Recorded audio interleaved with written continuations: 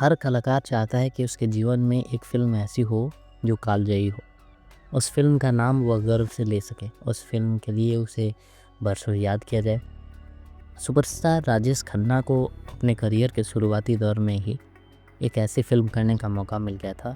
यूँ तो राजेश खन्ना ने कई यादगार फ़िल्मों में काम किया, लेकिन आनंद ऐसी फ़िल्म है जो 50 साल होने के बाद भी ताज़गी से भरी लगती है। जीवन को पहचानने और जीने का हुनर सिखाती है और 100 साल बाद भी इसकी यह ताज़गी कायम रहेगी। आनंद को ऋषिकेश मुखर्जी ने निर्देशित किया था। ऋषिदा को मध्यम मार्गी सिनेमा का श्रेष्ठ फ़िल्म मेकर माना गया।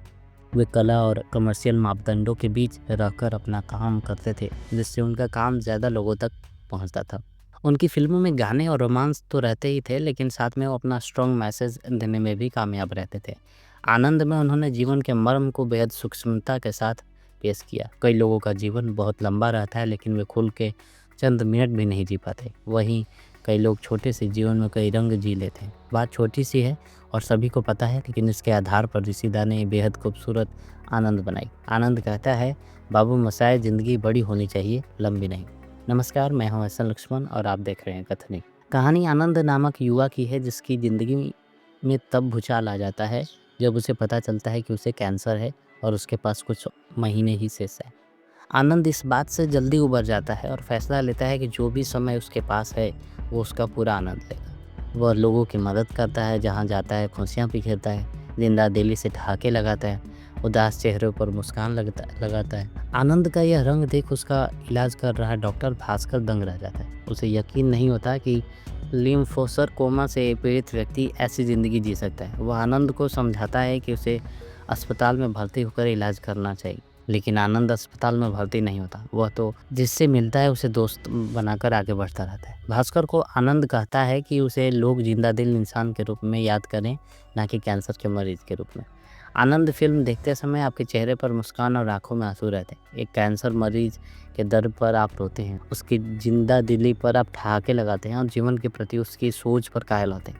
ये सारे इमोशंस फिल्म देखते समय एक साथ चलते हैं और दर्शक ऐसी फीलिंग से गुजरता है कि जिसे शब्द में वर्णन करना कठिन हो जाता है। आनंद के किरदारों को आप पहली बार देखते ही पसंद करने लगते हैं, उसके साथ जुड़ जाते हैं, उसके दुख दर्द आपको अपने लगते हैं। भास्कर की चिंता भी आपको सही लगती है। फिल्म देखते समय लगता है कि कोई चमत्कार हो जाए, आनंद बच जाए, लेकिन फिल्म के लेखक और निर्देशक इस पर कोई समझौता नहीं करते। फिल्म में एक के बाद एक बेहतरीन सीन आते जाते हैं। कई सीन तो इतने लाजवाब हैं कि आप कितनी ही बार देखो मन नहीं भरता।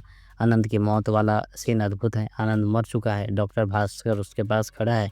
अचानक आवाज़ आती है, बाबू शायद ज़िंदगी और मौत ऊपर वाले के हाथ है। जहाँ पर ना उसे ना तो आप बदल सकते हैं ना मैं। हम सब तो रंगमंच की कठपुतलियाँ हैं जिनकी डोर ऊपर वाले की उंगली में बंधी है। कब कौन कैसे उठेगा ये कोई नहीं बता सकता है। आनंद अपनी मौत से पहले आवाज़ रिकॉर्ड कर गया है और वो उसकी मौत के बाद सुनाई देती है। इस तरह वह बहन को आशीर्वाद देते हुए कहता है कि बहन तुझे मैं क्या दूँ, यह भी नहीं कह सकता कि मेरी उम्र तुझे लग जाए। इस फिल्म में बॉलीवुड के 2 सुपरस्टार ने साथ काम किया, राजेश खन्ना और अमिताभ बच्चन। जब राजेश खन्ना अपनी करियर के स्वर्णिम दौर से गुजर रहे थे, अमिताभ बच्चन अपनी जगह बनाने में लगे हुए थे। दोनों की केमिस्ट्री बेहतरीन थी। राजेश खन्ना का किरदार तो था ही अद्भुत, लेकिन अमिताभ बच्चन ने भी अपने किरदार में जान फूँक दी। राजेश खन्ना ने अपने किरदार को इस तरह जिया मानो उसका जन्म आनंद के लिए ही हुआ हो। उनकी एक्टिंग एकदम नेचुरल है, किसी भी शॉट में नहीं लगता कि वे एक्टिंग कर रहे हैं। ऐसा महसूस होता है कि हम राजेश खन्ना नहीं बल्कि आनंद को देख रहे हैं। कहाँ हँसना है, कहाँ रुलाना है, सब उन्हें मालूम था। फिल्म देखने के बाद आनंद का किरदार दर्शकों का पीछा नहीं छोड़ता। निर्देशक के रूप में ऋषिकेश मुखर्जी की जितनी तारीफ़ की जाए वह कम है। फिल्म की हर चीज़ परफेक्ट लगती है। इमोशन की रोलर कोस्टर राइड या अभिनय, संपादन, संगीत, संवाद, सब पर ऋषिदा का नियंत्रण है। वे दर्शकों को भावनाओं के तूफान में बहा ले जाते हैं। सलील चौधरी की धुनें आज भी यादगार हैं। कहीं दूर जब मैंने तेरे लिए, जिंदगी कैसी है पहेली, ना जिया लागे ना, एक से बढ़कर एक मोती की तरह है। इनमें से कुछ गाने योगेश और कुछ गुलजार ने लिखे। गाने गहरे अर्थ लिए हुए हैं, जिनमें गायकों और संगीतकार ने जान फूंक दी है। आज भी ये गीत सुने जाते हैं। उस समय तक राजेश खन्ना के लिए किशोर कुमार गाना गाते थे, लेकिन सलील चौधरी ने राजेश के लिए मुकेश और मन्ना डे के स्वर लिए। उनका मानना था कि इससे आनंद के किरदार को गहराई मिलेगी और राजेश खन्ना इस बात को मान गए थे। राजेश खन्ना ने बताया था कि इस फ़िल्म के सभी गीत उन्हें पसंद हैं, लेकिन उनका पसंदीदा पूछा जाए तो कहीं दूर जब दिन ढल जाए उन्हें विशेष रूप से पसंद है। यह फ़िल्म 12 मार्च 1971 को रिलीज़ हुई और हिट भी रही। 1971 के बॉक्स ऑफिस कलेक्शन की बात की जाए तो यह फ़िल्म तीसरे नंबर पर रही। अवार्ड्स भी खूब मिले। 1971 का हिंदी का बेस्ट फीचर फ़िल्म का अवार्ड आनंद को मिला। फ़िल्म फेयर अवार्ड्स की बात की जाए तो सर्वश्रेष्ठ फ़िल्म, सर्वश्रेष्ठ अभिनेता, सर्वश्रेष्ठ सह कलाकार अमिताभ बच्चन, सर्वश्रेष्ठ संवाद गुलजार, सर्वश्रेष्ठ संपादन ऋषिकेश मुखर्जी और सर्वश्रेष्ठ कहानी ऋषिकेश मुखर्जी का पुरस्कार आनंद के लिए मिले।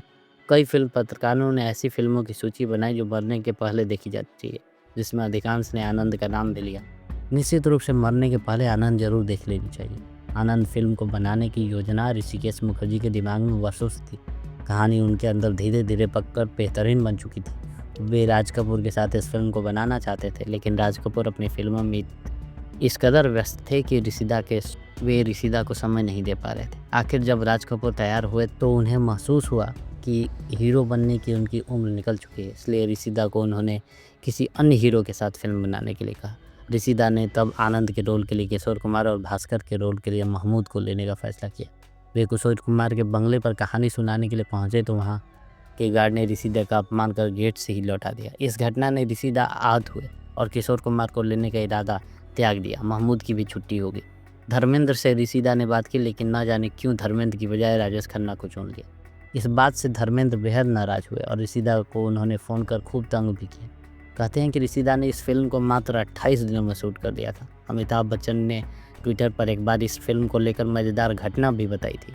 उनके मुताबिक आनंद के रिलीज़ होने के पहले तक लोग उन्हें पहचानते नहीं थे। वे आनंद के रिलीज़ वाले दिन सुबह कार में पेट्रोल डलवाने पेट्रोल पंप पहुंचे, लेकिन किसी ने नहीं पहचाना। फिल्म रिलीज़ हुई तो शाम तक उनके भी चर्चे होने लगे। वे शाम को उसी पेट्रोल पर पहुंचे तो लोग पहचानने लगे थे। खैर, मूवी देखिए और कमेंट में लिखिए। मिलते हैं अगले वीडियो में, तब तक के लिए धन्यवाद।